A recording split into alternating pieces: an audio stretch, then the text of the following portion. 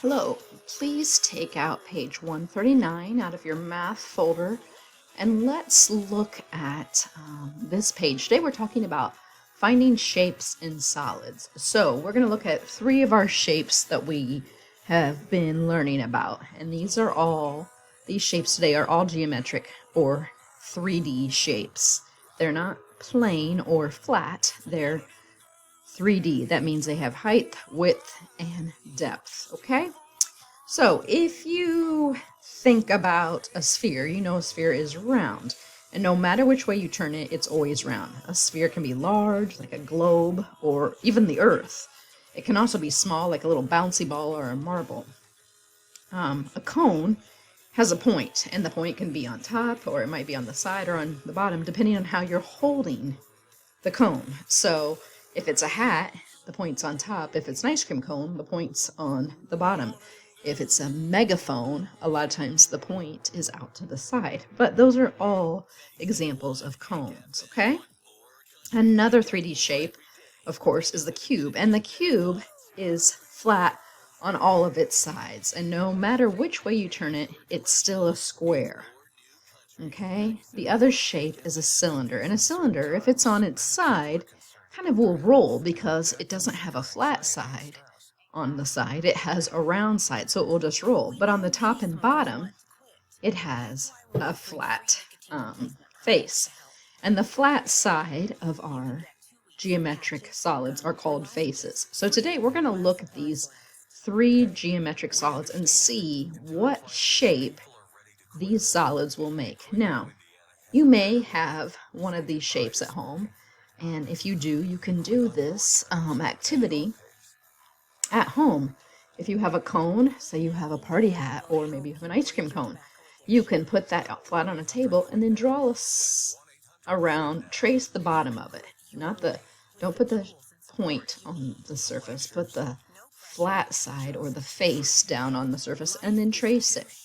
When you trace it, you will find that you can make a circle. So what I want you to do is trace this, because this is the exact same shape you will get when you trace the bottom of a cone. Okay?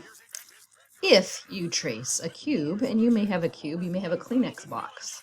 That's pretty close to a cube, especially it's one of the smaller ones, not the long ones. That's rectangular prism. But if you have a cube-shaped Kleenex box, you could trace that, and you would find out that you get a square shape. Let's see here if I can make a square. That's kind of not looking so great there, but if you trace the bottom of it, you will indeed get a square. And finally, a cylinder. Everybody should have a cylinder in your home. You have a roll of toilet paper or a roll of paper towel or a soda can or some sort of can. Cylinders are pretty common. So if you trace the cylinder, just like at the bottom of the cone, you're going to get a circle. Just like this. So I want you to trace this over on the answer side. Okay? So those are the faces of these geometric solids. That's the flat part of each of these. Okay? Let's flip to the back of our page and let's do the back side. Okay? So this time, imagine that you were going to take these shapes and you were going to dip them in paint. And then you were going to, whatever you dipped it in, then you were going to stamp it on a plain piece of paper, just like these kiddos did. So this girl got circles from her shape. So which one did she use to stamp? Did she stamp with a cone or the cube?